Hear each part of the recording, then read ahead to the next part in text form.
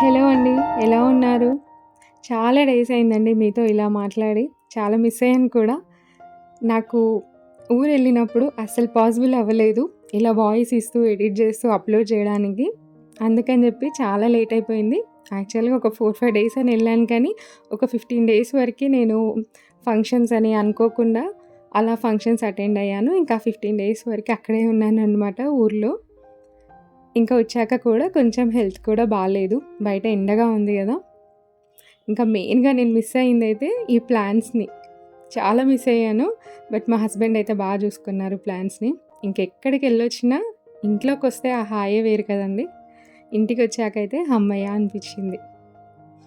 ఇంకా నేను ఊరు నుండి రిటర్న్ అయ్యేటప్పుడు కంపల్సరీ ఇలా వెజిటబుల్స్ అయితే తెచ్చుకుంటాను.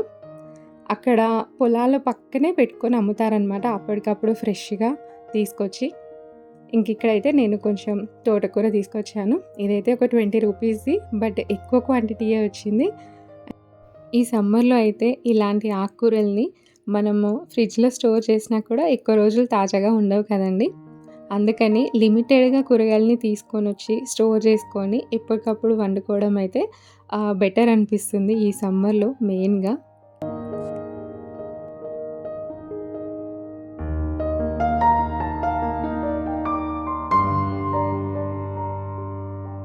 మనకి ఎక్కువగా ఆన్‌లైన్‌లో ఇలా కాటన్ బ్యాగ్స్ అని దొరుకుతున్నాయి కదా!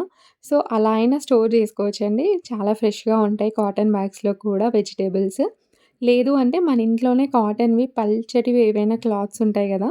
వాటిని మంచిగా వాష్ చేసి ఇలా వెజిటబుల్స్‌ని స్టోర్ చేసుకుంటే కూడా చాలా ఫ్రెష్‌గా ఉంటాయండి. ఎందుకంటే చెమ్మ ఫార్మ్ అయినప్పుడల్లా ఆ క్లాత్ అనేది అబ్జర్వ్ చేస్తుంది గదా! సో, దానివల్ల మనకి కూరగాయలనేటివి చాలా ఫ్రెష్‌గా ఉంటాయి. సో, నేను త్రూ ఔట్ సమ్మర్ అయితే ఇలా పల్చటి కాటన్ క్లాత్‌లో అయితే వాటిని స్టోర్ చేసి పెడతాను. నాకైతే మ్యాక్స్ ఒక 4-5 డేస్ వరకి, 1 వీక్ వరకి కూడా ఫ్రెష్‌గా ఉంటాయి. లేదు అనంటే మీకు ఈజీగా ఆన్‌లైన్‌లో కూడా ఇలా కాటన్ బ్యాగ్స్ కూడా అవైలబుల్ ఉంటాయి. బట్ మనకి ఇంట్లో కూడా మనం వేస్ట్‌గా పడేస్తాం గదా! క్లాత్స్ పాడయ్యాయి, పాతబడ్డాయి అని. సో, వాటిని కూడా ఇలా మనం ప్రిపేర్ చేసుకొని స్టోర్ చేసుకోవచ్చు. ఇలా ఇదైతే బ్యాగ్ చాలా బ్రీతబుల్ ఉంటది ఈ బ్యాగ్. ప్యూర్ కాటన్ అనమాట. సో, మా మమ్మీ ఉన్నప్పుడు ప్రిపేర్ చేశారు. వాటినైతే నేను ఇప్పటి వరకి వాడుతున్నాను. సో, మనం ఇంట్లో ఉన్న క్లాత్స్‌ని ఇలా యూజ్ చేసుకుంటే చాలా బెటర్‌గా ఉంటది. అండ్ ఎక్కడా కూడా మనకి ఈ ఫ్రెష్‌నెస్ తగ్గింది అనైతే అనిపించదు. 1 వీక్ వరకి కూడా బావుంటాయి. సో, నేను సమ్మర్‌లో అయితే బాగా కేర్ తీసుకుంటాను ఈ వెజిటబుల్స్‌ని స్టోర్ జేయడానికి. ఎందుకంటే ఊరికనే పాడవుతాయి. మనం ఫ్రిడ్జ్‌లో పెట్టినా కూడా మీరు ఎప్పుడైనా గమనించారా? కవర్స్‌లో చుట్టేసి అలానే పెట్టేస్తే వాటర్ ఫార్మ్ అవుతాయి దాంట్లో. సో, ఆ తేమకి ఏంటంటే వెజిటబుల్స్ అన్నీ పాడవుతాయి కదా! సో, ఇలా గనుక పెట్టుకుంటే చాలా ఫ్రెష్‌గా కూడా ఉంటాయి. ఒక్కసారి మీరు గూడా ట్రై జేయండి ఇలా స్టోర్ చేసుకోవడానికి.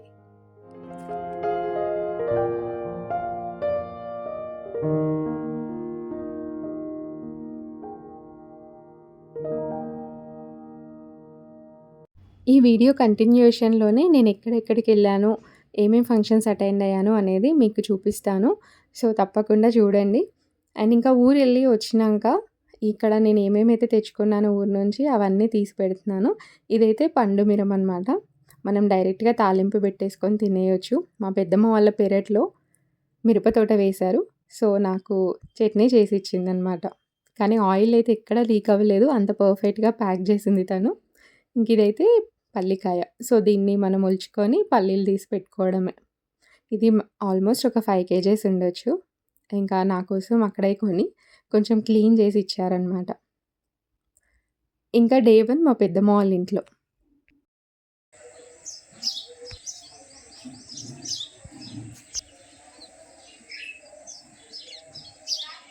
మా పెద్దమ్మ వాళ్ళ ఇంటి బయట చాలా స్పేస్ ఉంటదండి. తను దాదాపు ఇంట్లోనే కూరగాయలన్నీ పండిస్తది. చిక్కుడుగాయ, టమాటా, పచ్చిమిర్చి, ఆకుకూరలు, పాలకూర, తోటకూర, ఇంకా పసుపు. పసుపయితే చాలా బావుంటది చూడండి. అలానే అల్లం కూడా. ఇంకా వాళ్ళ ఇంట్లో అయితే కొబ్బరి చెట్టు కూడా ఉంది. సో, ఆ కొబ్బరిని కూడా అలా ఎండబెడతదనమాట. చాలా స్వీట్‌గా కూడా ఉంటది. ఇంకా అక్కడ ఒక 2-3 డేస్ అలా స్పెండ్ చేశాము. ఇంకా మేము వెళ్ళిన నెక్స్ట్ డే అయితే కళ్యాణం ఉంది. వెంకటేశ్వర స్వామి కళ్యాణం. సో, ఇంకా దానికి అటెండ్ అవుదామని జెప్పేసి రెడీ అవుతున్నాము. మా బృంద అయితే చాలా క్యూట్‌గా రెడీ అవుతూ ఉంది. ఇక్కడ నేను కళ్యాణం అంతా షూట్ జేసి మీకు వ్లాగ్ అయితే షేర్ జేయాలి అని అనుకున్నాను. కానీ బృందాన్ని ఒక్కదాన్నే నేను హ్యాండిల్ చేయలేకపోయాను. మా పెద్దమ్మ అండ్ పెద్దనాన్న అయితే పూజలో కూర్చున్నారనమాట. సో, ఇంకా నేను బృందాన్ని హ్యాండిల్ చేస్తూ ఉన్నాను. వీలైన వరకి కొన్ని కొన్ని క్లిప్పింగ్స్ అయితే షూట్ చేశాను. కానీ కళ్యాణం అంతా చూశాను. చాలా బాగా అనిపిచ్చింది. ఇంకా కొన్ని కథలు కూడా చెప్పారు. స్వామివారి గురించి, అమ్మవారి గురించి. అవి ఎప్పుడూ నేను ఇంతవరకు వినలేదు. కానీ వాళ్ళ ప్రవచనాలు కూడా చాలా బాగా అనిపిచ్చింది. ఇంకా అలా వింటూనే ఉండాలనిపిచ్చింది. కళ్యాణం అయ్యాక ఒక 2 డేస్ అయితే మా పెద్దమ్మ వాళ్ళ ఇంట్లోనే ఉన్నాము. ఆ తర్వాత మా అక్క వాళ్ళ ఇంటికి మళ్ళీ మా జర్నీ స్టార్ట్ అయింది.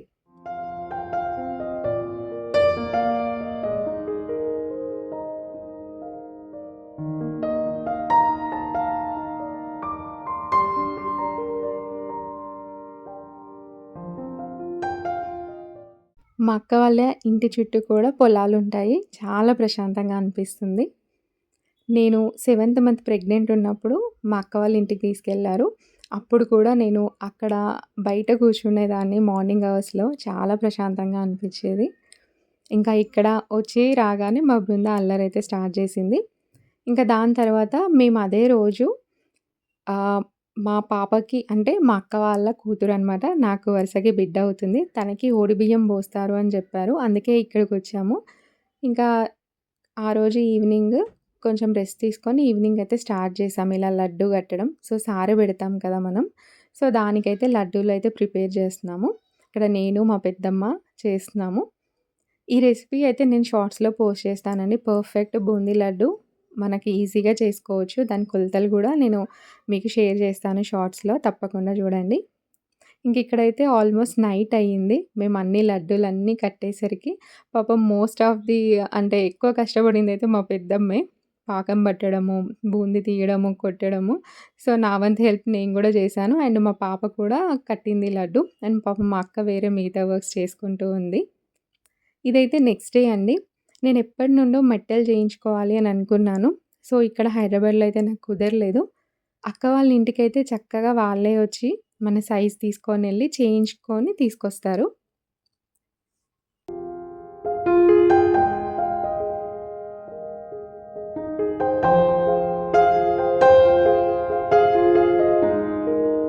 లాస్ట్ టైమ్ అయితే నేను ఒక 1 డే కోసమయితే వచ్చాను మా అక్క వాళ్ళ ఇంటికి. అప్పుడైతే నాకు ఆల్మోస్ట్ నేను తినకుండానే ఉన్నాను. ఈవినింగ్ వరకి ఎందుకో తెలీదు.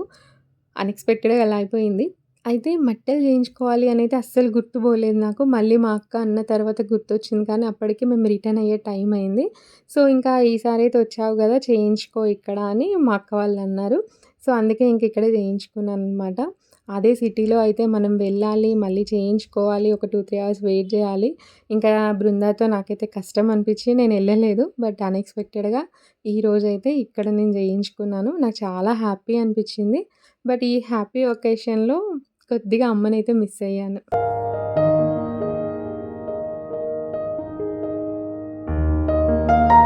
ఇంకా ఫంక్షన్ రోజు అంటే మా అక్క వాళ్ళ పాపకి ఒడిబియ్యం పోసే రోజు మా హస్బెండొచ్చారు.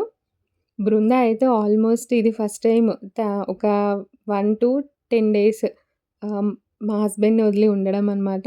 బట్ సడెన్‌గా చూసేసరికి ఎవరా అని అనుకున్న ఎక్స్‌ప్రెషన్ అయితే ఇచ్చింది. బట్ త్వరగానే వాళ్ళ ఫాదర్‌ని గుర్తుపట్టేసి చాలా హ్యాపీగా వెళ్ళింది తన దగ్గరికి. ఇద్దరికిద్దరు చాలా మిస్ అయ్యారు.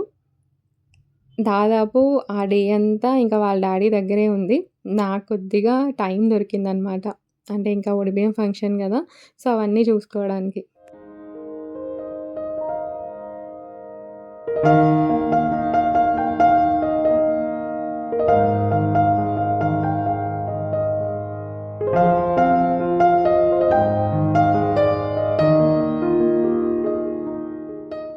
మా అక్క వాళ్ళందరూ పోసిన తర్వాత నేను గూడా పోసాను. ఎప్పుడైనా శ్రావణ మాసంలో అమ్మవారికి పోయడమే తప్ప, ఇలా అయితే నేనెవ్వరికీ పోయలేదు. ఇదే ఫస్ట్ టైము నేను ఒడిబియ్యం పోయడం. చాలా హ్యాపీగా అనిపిచ్చింది. ఇంకా ఒడిబియ్యం పోసిన తర్వాత ఒక హాఫ్ అన్ అవర్ అయితే టైమ్ స్పెండ్ చేశారు. ఇంకా ఆ తర్వాత దుర్ముహూర్తం వచ్చేస్తుందేమో అని జెప్పేసి అన్నీ ఇంకా ప్యాక్ చేసేసి పంపిస్తున్నామనమాట. ఈ కార్యక్రమం అయిపోయిన తర్వాత వాళ్ళైతే ఎళ్ళిపోయారు. నెక్స్ట్ డే మళ్ళీ మేము మా అమ్మమ్మ వాళ్ళ ఊరికొచ్చాము. దాదాపు ఒక 8 ఇయర్స్ అయింది నేను ఈ పోచమ్మ అమ్మవారి టెంపుల్‌కొచ్చి. మా అక్క వాళ్ళతో పాటు నేను కూడా అమ్మవారికి ఒడిబియ్యం అయితే పోసాను. చాలా హ్యాపీగా అనిపించింది. కానీ ఒక 8 ఇయర్స్ అయిందండి నేనిక్కడికొచ్చి. అంటే చిన్నగా ఉన్నప్పుడైతే మా అమ్మమ్మ వాళ్ళ ఇల్లు కొద్దిగా పక్కనే ఉండేది. రెగ్యులర్‌గా వచ్చేవాళ్ళము. ఇంకా ఇప్పుడైతే అమ్మ బాలేనప్పుడైతే నేను ఊరికి రావడం కూడా ఎక్కువగా తగ్గిచ్చేశాను. ఇంకా మ్యారేజ్ అయిన తర్వాత ఇది ఫస్ట్ టైమ్ అనమాట రావడము. ఇక్కడ అమ్మవారి దగ్గర అన్ని మొక్కులు చేసుకున్న తర్వాత ఎల్లమ్మ తల్లి టెంపుల్‌కెళ్ళాము. మా అక్క వాళ్ళు ఈసారి బోనం తీస్తున్నారు. సో, దానికి ప్రిపరేషన్స్ అన్నీ అవుతున్నాయి. ఇంకా బోనం పెట్టేశారు. అండ్ వంటలు కూడా అయ్యాయి. మేము భోజనం కూడా చేసేసాము. ఇంకా లెంతీ అవుతదని చెప్పి నేను చూపించట్లేదు మీకు. ఇంకా ఆ కార్యక్రమం అయ్యాక ఒక 1 డే మా అక్క వాళ్ళ ఇంట్లో స్టే చేసేసి మళ్ళీ మా ఊరికొచ్చాము. ఈ ఊర్లోనే మా అక్క వాళ్ళ పాపని గూడా ఇచ్చారనమాట. సో, వాళ్ళ అత్తగారి ఊరు కూడా ఇదే ఊరు. మా పక్క గల్లీలోనే ఉంటారు. సో, వాళ్ళు ఒడిబియ్యం పోసిన బియ్యం పెట్టుకుంటున్నారు. అండ్ కొన్ని దేవుళ్ళకి గూడా చేసుకుంటున్నారని జెప్పేసి మళ్ళీ ఇక్కడికొచ్చి ఒక 2 డేస్ స్టే చేశాము. ఇలా ఊర్లో ఉన్న ఇంటికి వస్తే మాత్రం మళ్ళీ రిటర్న్ ఎళ్ళాలి అనంటే నాకైతే కొంచెం బాధగా అనిపిస్తది. ఇంకా ఒక డే అయితే స్పెండ్ చేసేసి మళ్ళీ రిటర్న్ బ్యాక్ హైదరాబాద్ వచ్చేసాము. ఇప్పటి నుంచైనా కొంచెం రెగ్యులర్‌గా వీడియోస్ పోస్ట్ చేయడానికైతే ట్రై చేస్తానండి మాక్సిమం.